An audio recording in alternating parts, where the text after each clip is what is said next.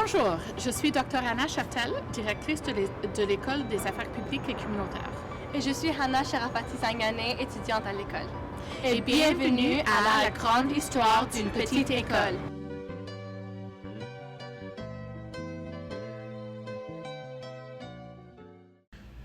Well, my name is András Göllner in Hungarian. I've been known here at Concordia as Andrew Göllner for most of my time. And I was, believe it or not, I began my encounter with Concordia University before it was Concordia University as an undergraduate student in 1963 at Sir George Williams University. And I was kicked out of Sir George Williams in 1964 as a young 20-year-old by the then Dean of Science, Professor Madras, who kicked me out of his office with the following expression: Mr. Göllner, we neither have time nor money to deal with your kind. Please get out. So I was kicked out of Sir George Williams University in 1964, and within 10 years, I was back with a doctorate in my pocket, a BA, a master's degree, a doctorate from the London School of Economics, and an invitation from the Political Science Department to be a visiting professor. So, so that's for introductions. So I started teaching as a visiting professor at Concordia University in the Political Science Department in 1975, and got very quickly, just fresh out of my doctorate, and got very quickly involved in, how should I say, institution building for the coming century, both within my department and then with the so-called Fourth Division, which was created by Concordia in 1978-79, and I was invited to participate in that exercise. So my home base has been with the Political Science Department, and I retired from, took early retirement from Concordia in 1999. But I have been very active in research and teaching, and even taught a couple of courses in the School of Community and Public Affairs as late as 2014. I came back to teach a couple of courses. So that's roughly my academic background. My interest, very briefly, is about the relationship between capitalism and society, market and society. Why is it that there is this oscillation which Marx talks about? Karl Polanyi calls it the double movement between markets disembedding themselves from society and taking on a life of their own, dictating to society who should get what, when, and how, and then being pulled back in and brought under popular control.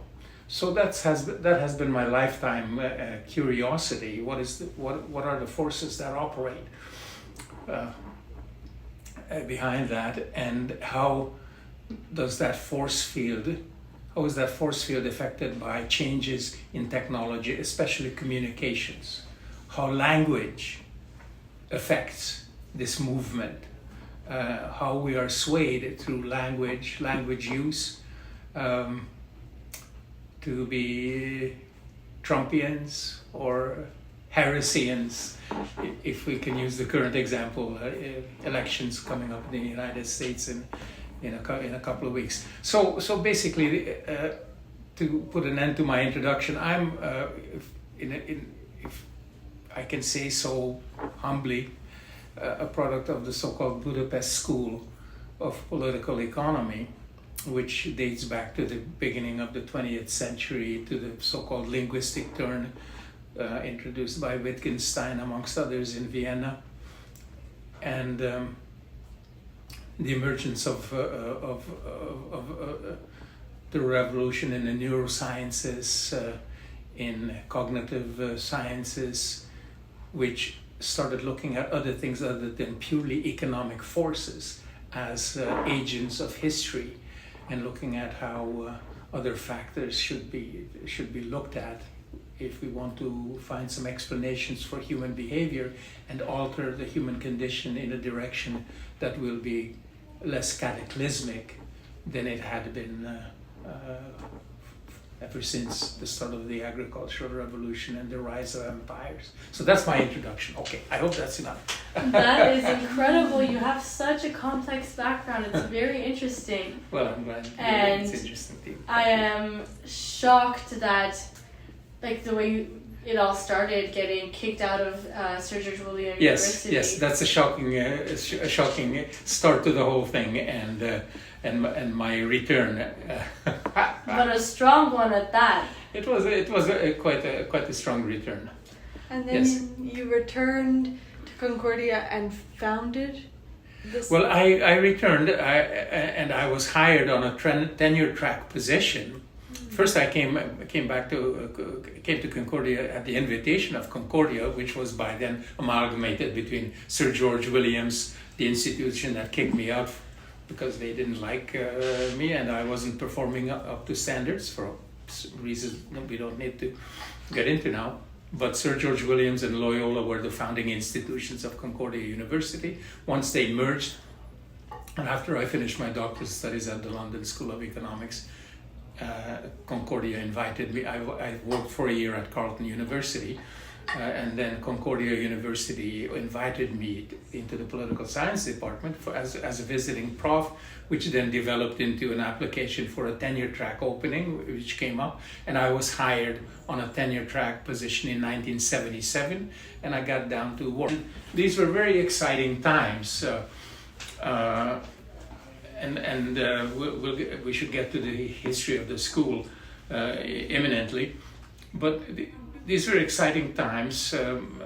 Concordia was a new institution, and there was rebellion in the air. 1976, of course, in Quebec was a momentous occasion. This was the start of the so-called neo-conservative, neoliberal counter-revolution, the emergence of Thatcherism, Reaganism, and a rising restlessness amongst the university students, with whom I identified greatly, since I've only been one relatively recently, albeit a doctorate student, students were dissatisfied with the oftentimes useless preparation they received for entering society and engaging in meaningful relationship with their environment. I was very critical as a young scholar when I was hired. I had to mute my voice because if I became vocally critical, I would be fired and not given tenure, so I had to be a little bit cautious. But I became engaged in trying to modernize the institution which hired me, and put together a proposal for the political science department for its first graduate program, the master's degree in public policy and administration. That was entirely my creation. That is so impressive. Which to this day the institution is very proud of. It wasn't without controversy because there was a parallel competing proposal from other colleagues in the political science department who wanted to have a political philosophy graduate degree, and I argued that for heaven's sakes, we're in 1977-78, Anglophones are not being hired in the Quebec civil service or public service. Our students are ill-prepared to participate in the momentous decisions in this province and in this country about who gets what, when, and how, and why. Let's have a public policy, public administration graduate program and prepare students for the real world. And my colleagues accepted my proposal, but they didn't want to dismiss the proposal from the philosophers, so both of these proposals went forward to the faculty council and the Senate. Eventually my proposal won. The philosophy proposal lost out for obvious reasons. Concordia rightly recognized that the times are changing, as Bob Dylan would say, And the Quebec government also recognized that this is an interesting initiative. I went up to Quebec City with the chairman of the department at that time in political science and negotiated a deal with the Quebec government, and we got funding. Concordia got funding for that proposal, which, as I said, the first draft of it was handwritten, and somewhere in the department archives it still exists. And that's how I started out.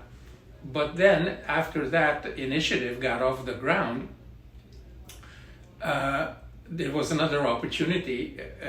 Concordia University decided wisely to introduce, and largely in response to student demands, to introduce small colleges where students would have opportunities for a more intimate, more involved relationship with their professors in problem solving, learning, engaging in societal development.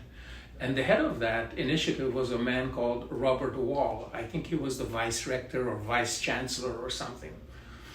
And so out of that Concordia-wide initiative came an idea for a school of community and public affairs. But nobody knew what that should look like. And so Robert Wall, the vice chancellor, asked my colleague in the political science department, Blair Williams, to be the first principal. And Blair Williams was a fine, upstanding scholar, a recognized member of the liberal establishment. He was president of the Canadian Federal Liberal Party at some point. But he wasn't really, Blair wasn't that well versed in academic, the intricacies and the bureaucracy and the pathways of academic curriculum development and so on. So he asked me to be his vice principal and to take charge of the development of the concept of the school. So I was tasked in 1979 through Bob Wall, through the principal Blair Williams, as vice principal, to head up the team that's going to design the SCPA. So that's what I did. We had a little committee that I headed. I think Cameron Nish from the history department was on it, and Blair, a guy from the French department, Albert Jordan, maybe somebody from the economics department, Morty Stelzner perhaps. But I was the conductor.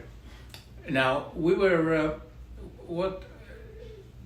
we could talk until midnight about all this, and I have to be cognizant that we have a limited time.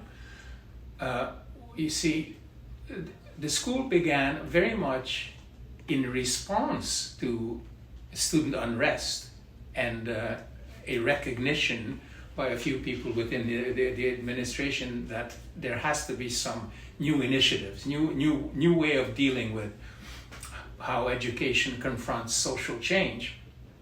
But the ideas were not very clear in people's minds, and so it was top down in the sense that the guy on the top selected the guy below him, selected the guy below him. So Dr. Wall, Blair Williams, me as vice principal. And then I, along with Blair Williams, selected who we thought would be good people to be on these committees and the designing committee. So we looked for people who were progressive, who were liberal-minded, and who could be counted on to swim well and work well and congenially in an interdisciplinary little pond.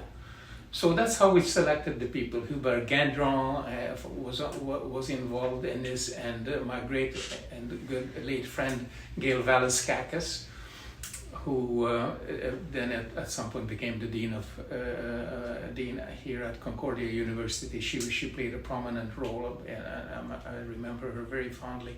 She was a very, very good colleague. And we put together a curriculum. There were, and basically the design of the school. I was involved from the ground up, selecting armchairs, some of which are still in the school building to this day, the furniture, the carpeting, the waste paper baskets, the curriculum, the mission of the school, the design. Blair selected the design of the first cover for the school. But in terms of the mission statement and the curriculum and the purpose, that was more or less under my leadership, with contribution to others. The process was not without friction, because I was just a little upstart, a non-tenured faculty member, and all of the other people around me, Blair was also non-tenured, but all of the other people on our committees were tenured people, and there were a few elderly colleagues who looked at this as a career opportunity for themselves, and were not very keen on seeing an upstart like me, young, fresh out of graduate school, driving the train, if you will, shall we say the design team. So there was some friction, because there were other conceptions, but thankfully the conception that I was pushing was the winning one, and that conception was based on the recognition that our societies were becoming increasingly paralytic. There was increasing interdependence between institutions, business, government, labor, pressure groups, everybody getting into each other's kitchen, getting into each other's, how should I say, wheelhouse, and preventing anybody from steering their craft autonomously. Business was complaining about how much government was interfering, labor was complaining about how much government was interfering on its work. And so my logic was that we need to prepare students who are interdisciplinary, understand economics, sociology, technology, history, and can communicate in an interdependent fashion with their opposites. We need to stop shouting at each other, stop shutting each other down, and engage in what Jürgen Habermas, the sociologist that you may have heard of, called communicative action. Communicative action, on which volumes were written, but can be summarized in one sentence. Action driven by the desire to understand and to be understood. And that was the concept that I had for the School of Community and Public Affairs, based on communicative action for the coming century. And there was no curriculum at the time, anywhere. And so part of my job as vice principal of the School of Community and Public Affairs was to raise funds for a study that I would lead to look around Canada, United States, speak with government officials, union leaders, scientists, others, and develop the field of what I called public affairs management, or what was being called public affairs management at the time, because that's what we wanted to achieve, a curriculum to manage the interdependence between organizations in an increasingly interdependent world, so that interdependence wouldn't paralyze us, but liberate us. Okay? So I went on the road during my first year of the operation of the school in 1980 to do this research project, supported by our board. We had a board of advisors by then, one of whose members was Patrick Kenneth, who then became director of the university. Went on the road, did the research, wrote the book, and published it in a year and a half, which is a pretty rapid output. And it was hailed by not only some of the leading academics in the United States, but some of the top business leaders and union leaders in Canada. On the back of the book, there is lots of laudations about the pioneering nature of this. This book the book is called Social Change and Corporate Strategy, and the book was published in 1982, and by 1983, I was out of the School of Community and Public Affairs as a consequence of interpersonal rivalries, not as a consequence of the book or the work that I've done, but as a consequence of academic politics. And there ended my relationship with the institution that I founded. I was nearly fired from Concordia after that, a year later, not on any performance grounds, because I outperformed my fellow colleagues, but because I didn't obey the autocracy that ran Concordia at that point in time, namely the dean at the time, June Jacobson, Dean of Arts and Sciences, and the new division head of this fourth division, a man called Martin Singer. They decided they had different plans for me. They had different plans for the school, and I was up for tenure in 1983, and my dean told me privately that if you disobey me and run for the principalship, because meanwhile the principal, Blair Williams, resigned after the first year of operations, because Blair is a great man, he's a great friend to this day to me, but he found the school a little bit, how should I say, anarchistic to his likings. And the school was designed with anarchism in mind by me. I believe, and I consider myself a disciple of Kropotkin, that there's equality between students and faculty, and that is how we set up. That was how the school was set up, and Blair had a little trouble working with that model. So did a few other people. So this was not an authoritarian institution. Blair resigned, and obviously as vice principal, I thought I was entitled to run for the open chair. The chair became vacant, and the dean forbade me to run for the principalship. She called me to her office and said, Andrew, you go back into your department, be a department person, cut out this interdisciplinary nonsense, and wait until you get tenure before you start jumping around effectively. And I said, you're interfering, madam, in my academic freedom. I'm fulfilling all of my responsibilities towards my department. I get very high course evaluations. My research output is second to none. I'm fulfilling my roles. If there's any fault, please let me know. But I'm living with my academic freedom, and I'd like to apply for this position as principal of the institution that, after all, I was the designer of.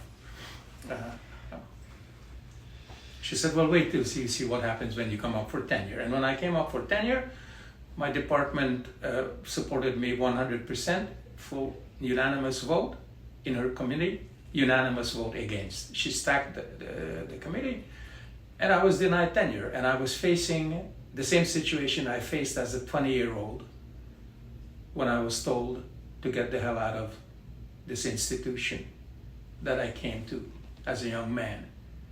I was told to get the hell out as an adult, and having served this institution by designing two institutions that the university is proud of to this very day. So this was a traumatic moment for me. Obviously, if you're denied tenure, you're more or less, your academic career is finished. And I was only saved, and the reason why I was able to remain at Concordia and retire gracefully and with honor is that the rector of this university had sufficient backbone to step in and stop the injustice that was committed against me.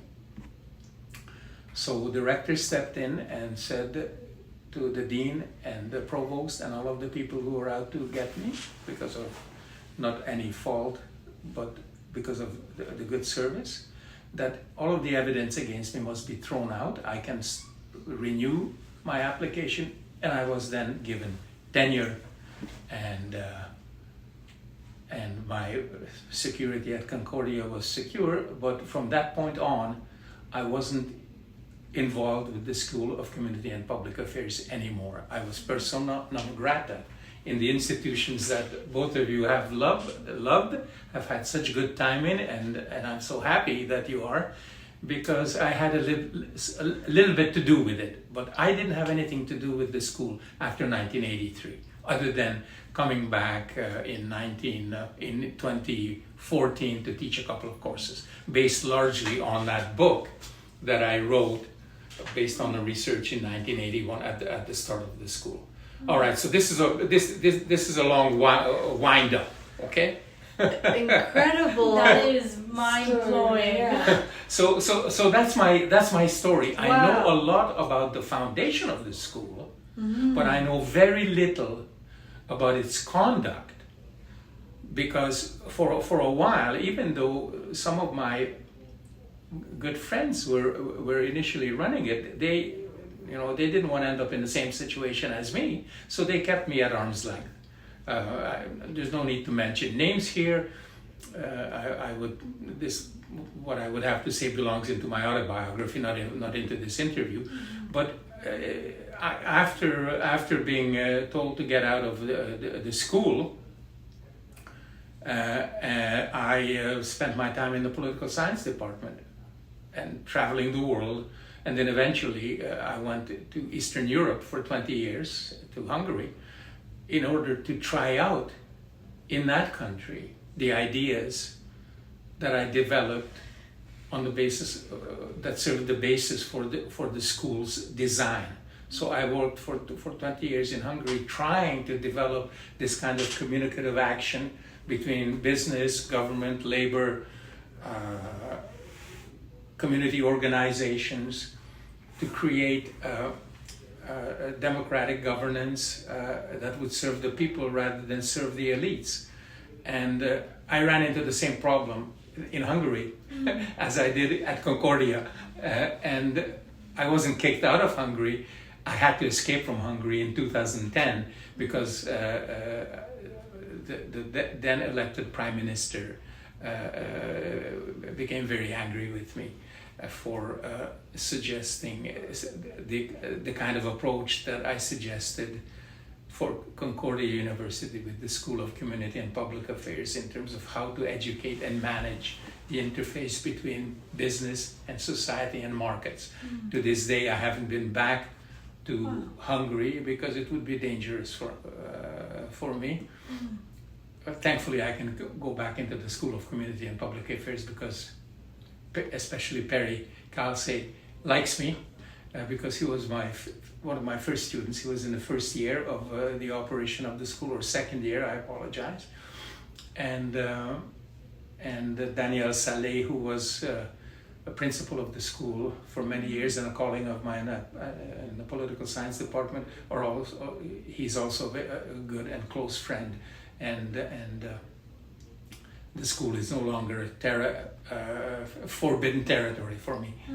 I am curious if you would care to share more on your vision for what the school could have been that maybe it seems like the other university members were maybe threatened by, or it seems like you were saying that students and teachers, there was an equality there that maybe disrupted some of the status quo. Yeah.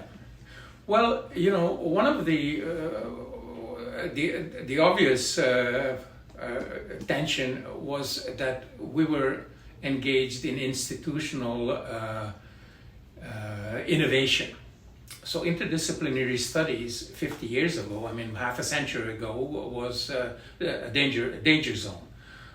There were all kinds of vested interests in universities at that time. Today it's common course, but in those days it was a danger zone, and anybody who moved in there faced counteraction. Newton's fourth law: for every reaction there's an equal and and opposite reaction. So there was a reaction against that innovation that was institutional. Interests were being threatened. June Jacobson's interests were being threatened.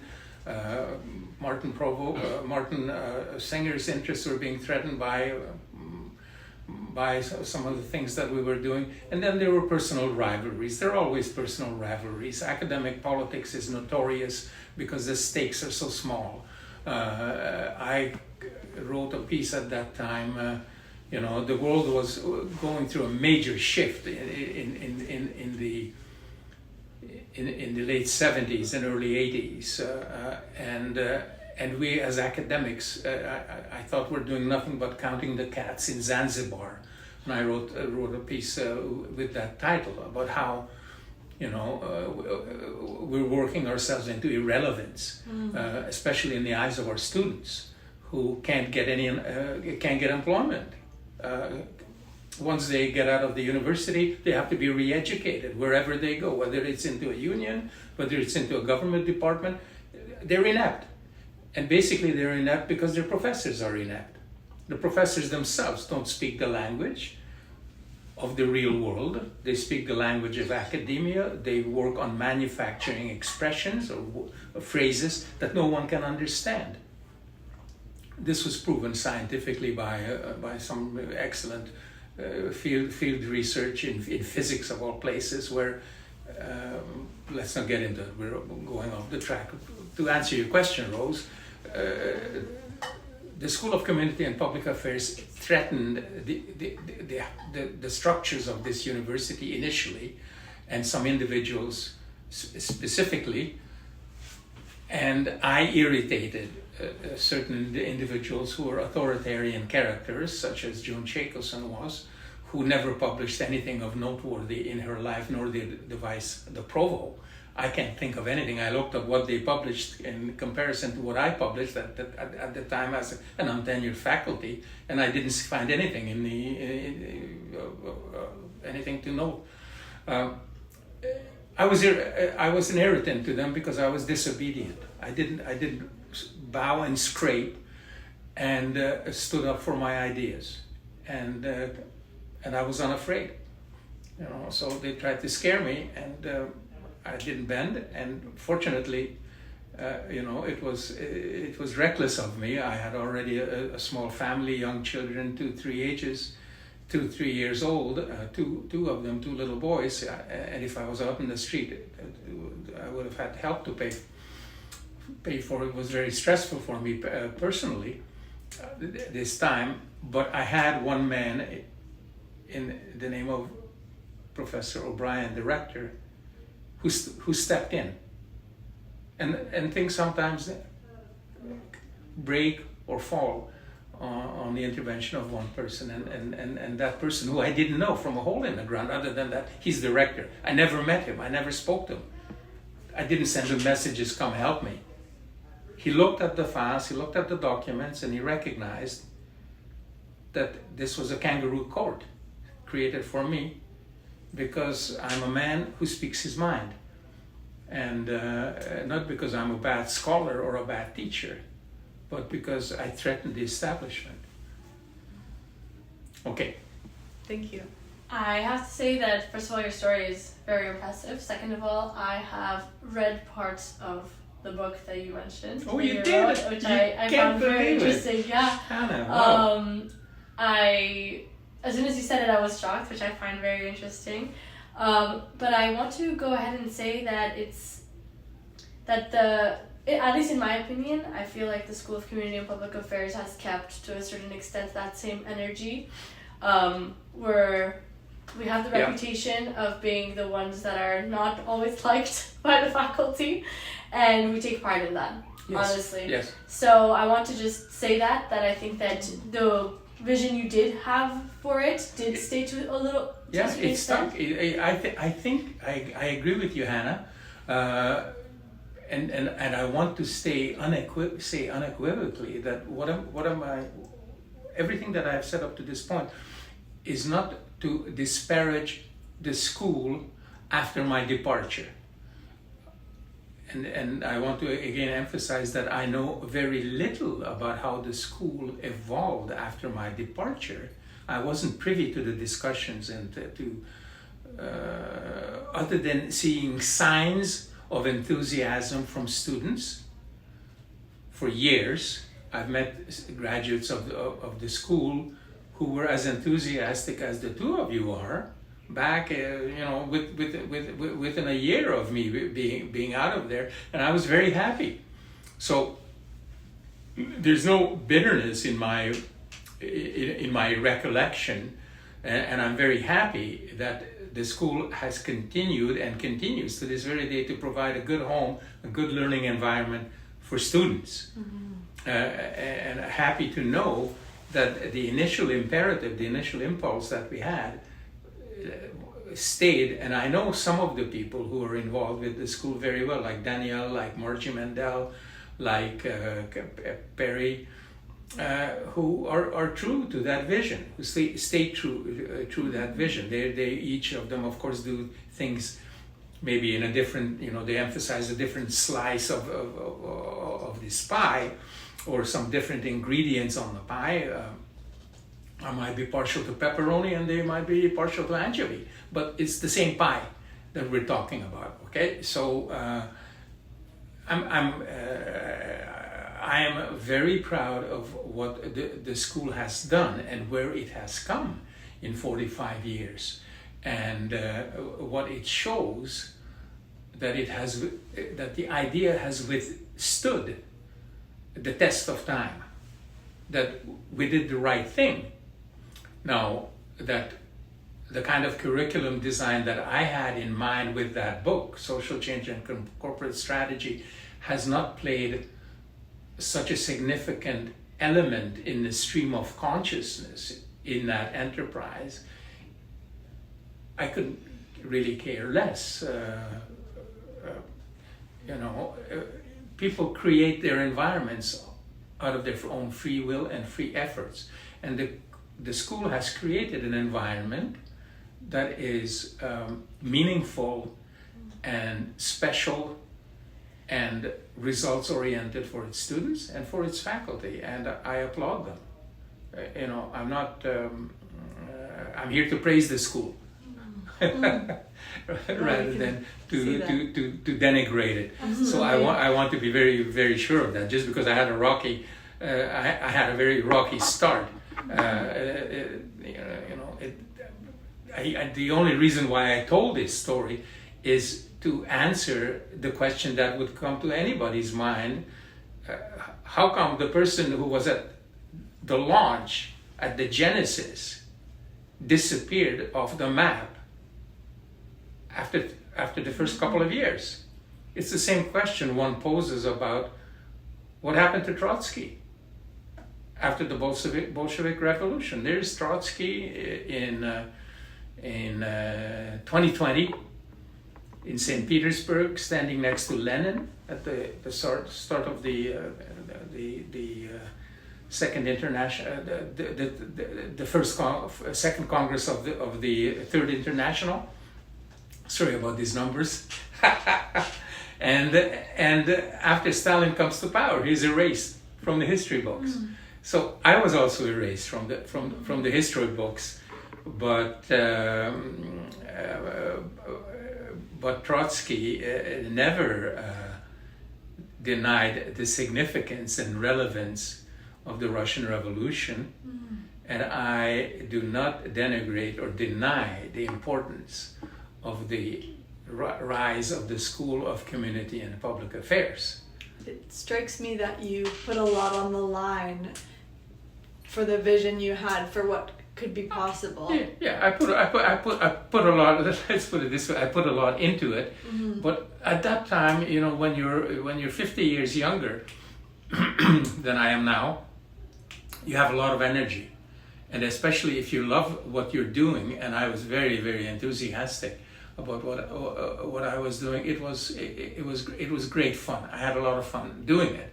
I was astonished when I was slapped down. That wasn't fun, but I got over it, and I ventured out in different tracks I never gave up my curiosity about this double movement between market and society, this movement back and forth, yin and yang dialectic. And I was able to pursue my interests for decades afterwards. To this very day, I'm very active. I'm writing, I'm speaking out publicly. I'm fortunately in possession of my faculties. So it's honestly very impressive, and I think that it's very nice to hear. It's very, I guess it's clarifying to hear that the School of Community and Public Affairs was created from a place of like passion and determination, the sort of one that shall not be given up. Yes. So it's very, very interesting, and also just makes total sense that is where it came from. And absolutely, we did want to hear how it was created. So it's very important for this story of the history of the school that we know where it comes from. And I think that just the fact that you fought for this school in this way really gave it, let's say, a little bit of a push to be what it is until this day. Mm-hmm. Well, it's. I think Hannah, you put it very well. It was a process of passion that went into the creative exercise. All of us at that point were passionate about bringing something into the world. Each one of our own lives is the result of passion that our two parents engaged in a passionate act that resulted in us sitting around this table. Come to think of it, it's a nice analogy, and that's sort of like a natural law. Virtually all of the natural world, animate part of it at least, is the result of passionate encounters, and that's what the creative exercise was at that time. But when you engage in a passionate exercise, there's also sometimes bruises that happen, and conflicts and stresses and strains. But that's down the river, that's up for the parties that experience that to digest one way or the other. I've digested it. I've now regurgitated a little bit of that element to explain the mystery for you guys, but to also signal to current and future students of the school of how pleased I am that passion produced as splendid an institution as it has proven to be. And I am aware, even though I'm not privy to the internal deliberations of that institution, I am aware of how so many of its graduates ended up playing significant roles in public life, be it at a local level, provincial level, a national level, or even international level, as diplomats, as government officials. Glenn Murray, who was a first-year student and a good friend of mine at that time, we were all very friendly with our students. In those days, we were on first-name basis, and were engaged not only in friendly bantering, but in friendly discussions about curricula and how to improve things, how to make things better. Those of us who were the faculty members didn't look upon our students in an authoritarian way, but in a collaborative way. And there was no hierarchy. It was a flat organization. I mean, there were structures created by the administration that we had to observe. There had to be a principal and a vice principal and fellows. But amongst us and students amongst us, there was equality. We respected each other's opinions and didn't lord it over each other. And I trust that structure remains to this day. I'm assuming just by speaking to the two of you, and when I went back to the school in 2013, 2014 to teach, I did sense from the atmosphere in my classrooms with students that structure is still existed, and the school was a little how should I say, laboratory of participatory democracy. Absolutely. Yeah. And actually, on that subject, I wanted to know how come you ended up coming back to the school and teaching in that year? What initiated that? Well, I'm not sure. One was one was I wanted to share a little bit of my experiences of the previous 20 years, and also wanted to refresh my memories about what's happening in public affairs management, and teaching was a good way of doing that. But to tell you the truth, I also had a financial incentive. I was,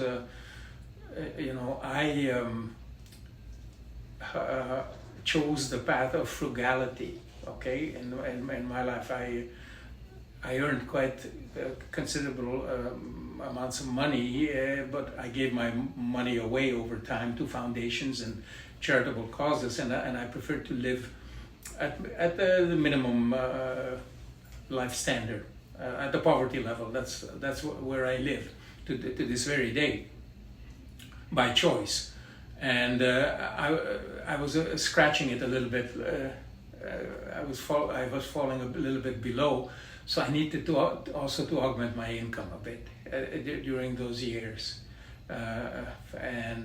So there were some dirty material interests that drove me back into the place that I helped to create, and it was an enjoyable couple of years, although in some ways it was also very surprising how the world has changed.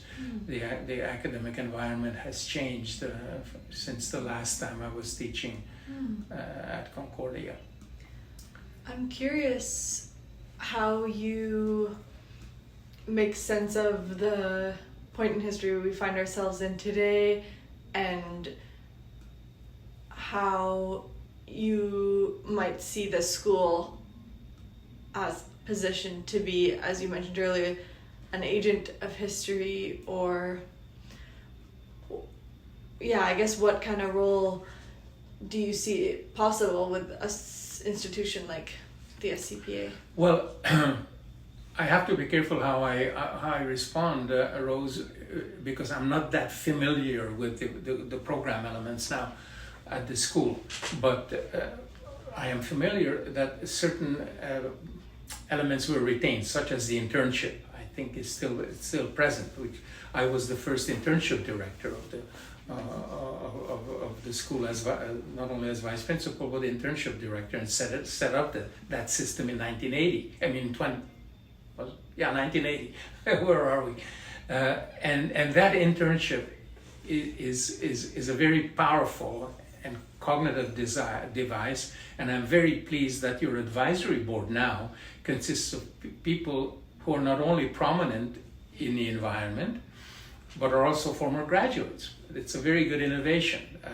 When we set up the first advisory group, these people were, they only heard of the school from hearsay, and were enthusiastic about joining the project that we were trying to create, and which was reflected in the book that I wrote, and all of our advisory board read the manuscript. Some of them were advisors to me on that. So to answer your question, I think what you need to do is to maintain the approach, but really make sure that your students are out in the so-called real world.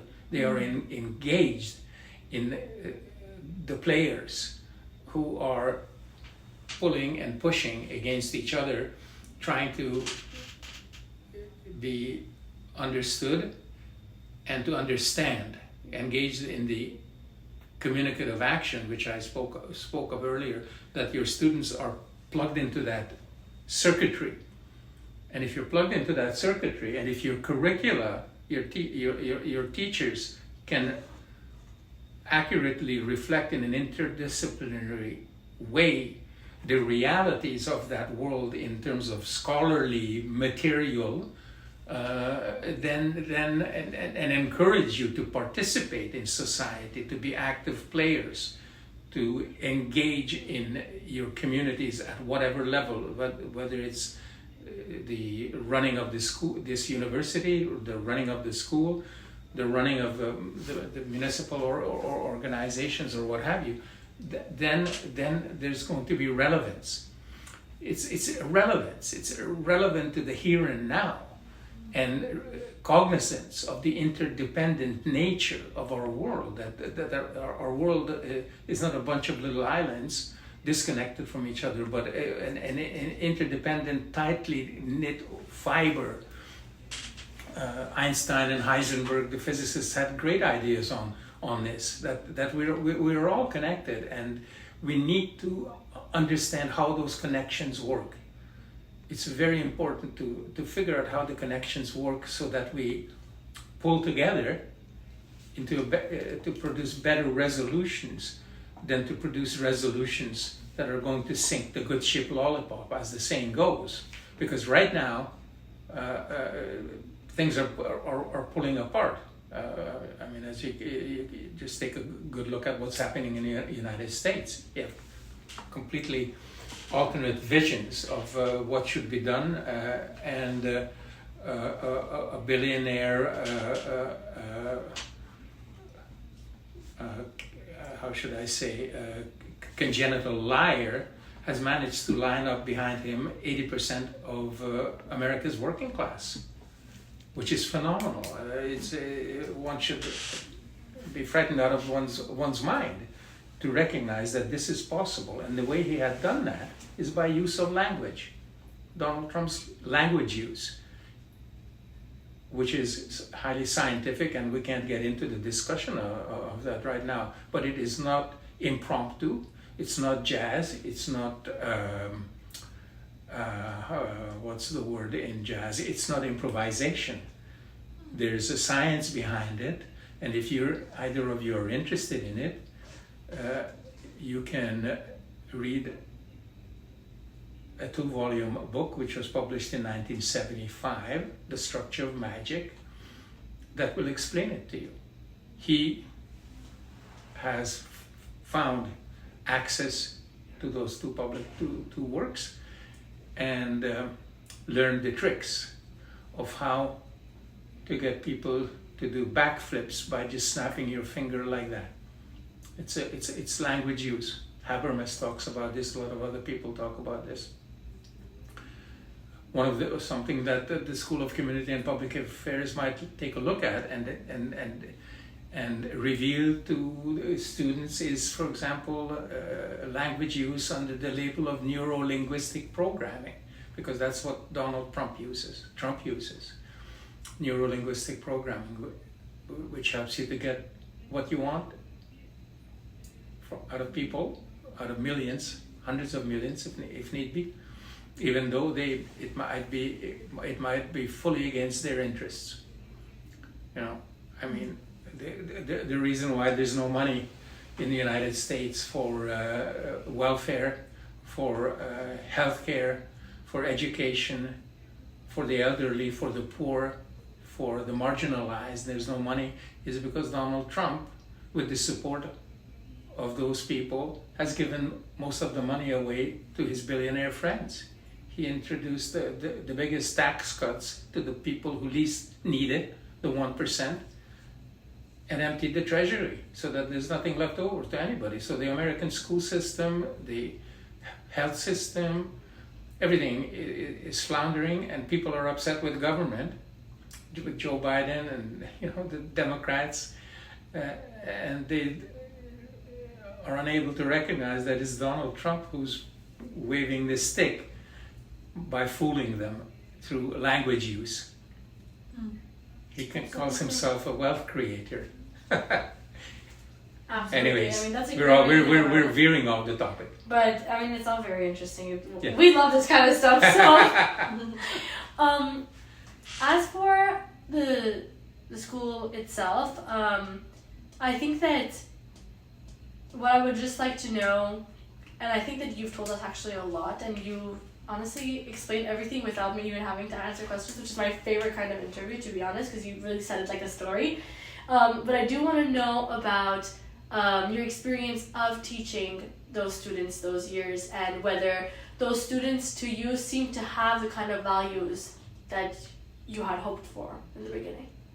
Well, I had, let's put it this way, I had a checkered experience. One, no student is alike, okay? So you have you have some favorite students, you have some students who catch on, and then you have, I mean, I've been a student, I know how it is. I mean, you have classmates who pay attention, who are enthusiastic, who understand, participate, and then you have some who want the easiest way out. And that's the way it goes. So every class is different, every year is different. The first year that I taught at the SCPA I thought was very good. The students were very keen. They seemed very keen on learning these skills that I was bringing into the classroom, with which they were not familiar with. And they came out of my praxis, because I mean, one of the things that I did after I retired from Concordia is that I ran consultancies, both in a profitable and a non-profitable way, behind enemy lines in Hungary. And enemy lines, I mean capitalism, is also for me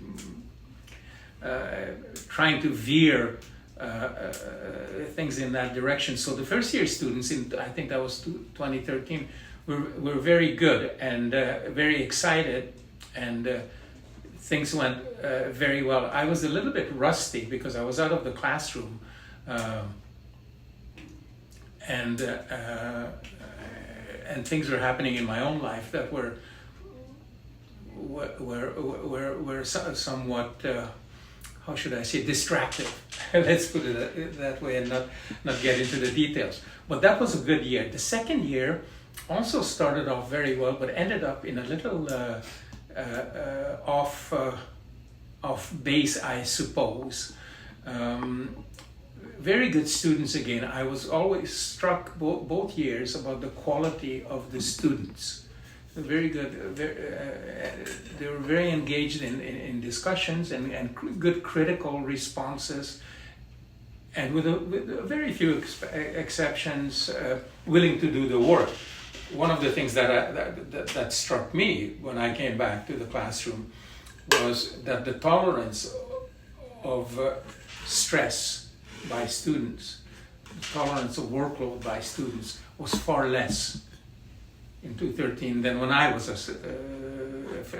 when I was first at Concordia. I mean, for us it was normal to have to read 100 pages for one professor a week. By 2013 you could do that. You'd have a revolt on your hands, and student power went to the extent that if you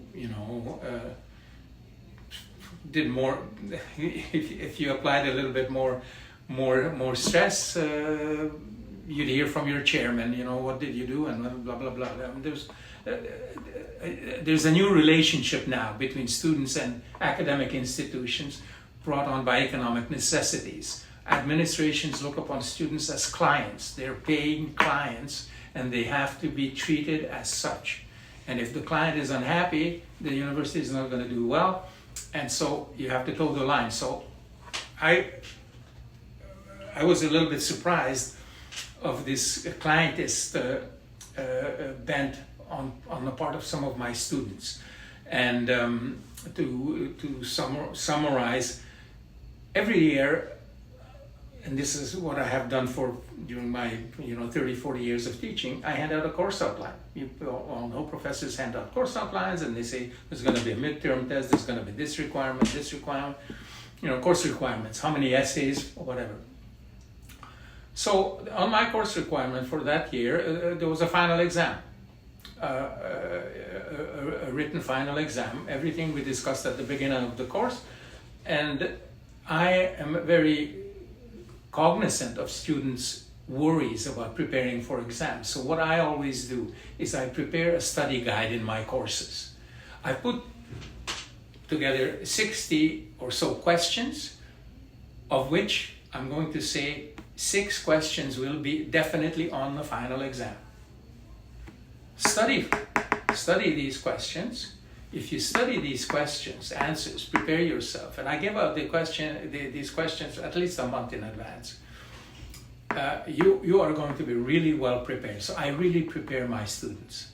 I don't want them to be blindsided. So the questions that are on the final exam, they will have come across in a study guide. So my students in the second year at the School of Community and Public Affairs panicked 3 weeks before the final exam. I guess they were full of stress. I would have been stressful too. And came to me and said, could we do a take-home exam instead? And I said, listen, we agreed on this. We had a contract. You all accepted. These were the conditions. I can't change the requirements. At the end of the course, there's going to be a final exam, and I have to insist on doing this. And they reported me to the principal of the school, and became rebellious. Not badly, but enough to make me feel a little bit unhappy about that kind of behavior. But I stuck to my guns, and there was a lot of pressure, and I was told that, well, why don't I take everybody out to a pub and have a drink with my students? And I said, that's not the kind of professor I am. We are all adults. I consider my students to be adults. We had an agreement, and we stick to that agreement.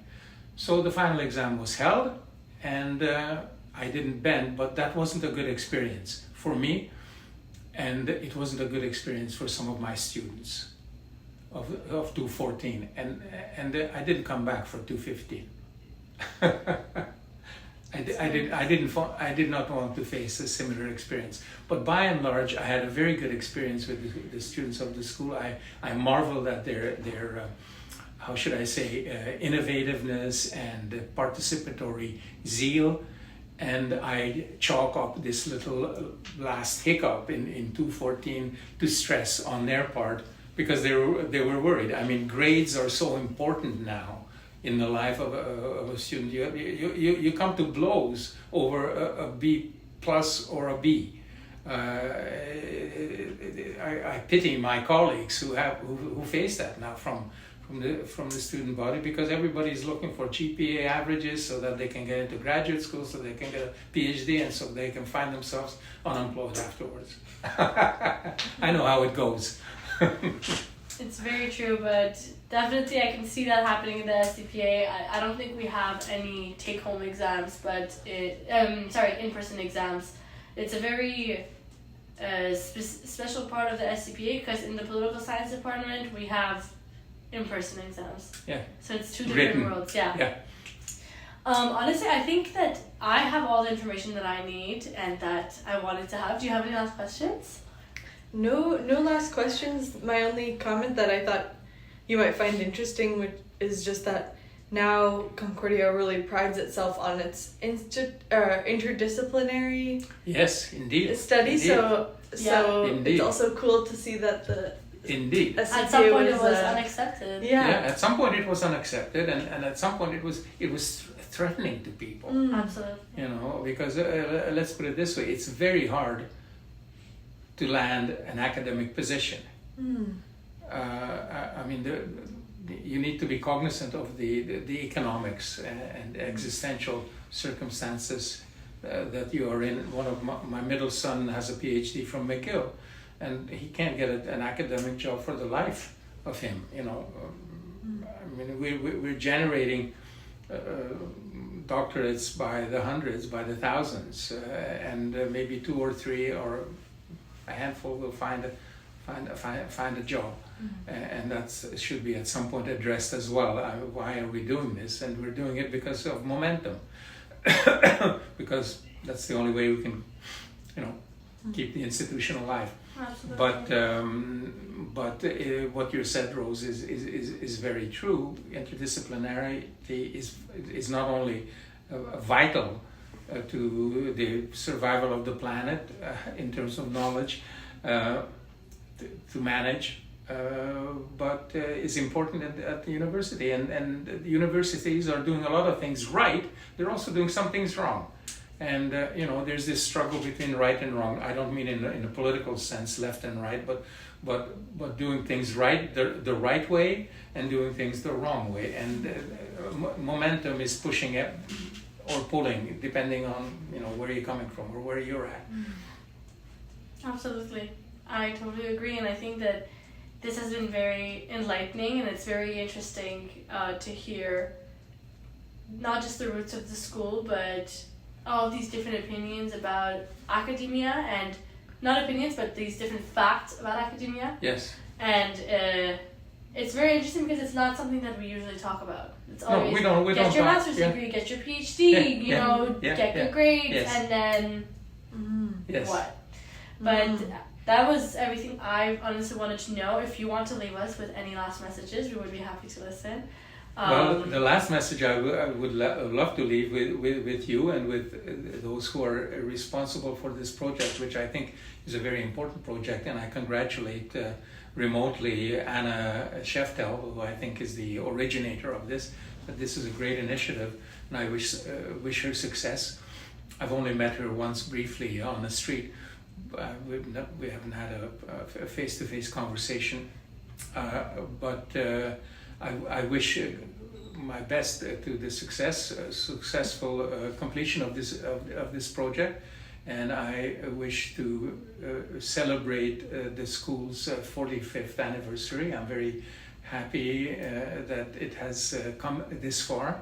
I don't know if there's going to be some kind of a celebration or not, but I hope to be able to attend. Absolutely. If invited. I will be very happy to do so. Créé il y a 45 ans, en 1980, le SCPA est une école de l'université Concordia qui offre une expérience d'apprentissage unique à ceux qui s'intéressent à la communauté, à la société et aux politiques.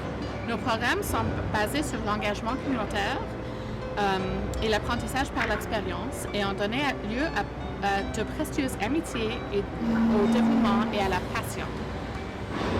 Au cours des derniers mois, nous avons fait des entretiens avec des personnes qui sont des anciens élèves, des directeurs d'école ou qui ont eu un impact sur l'école ou qui ont été impactés par l'école.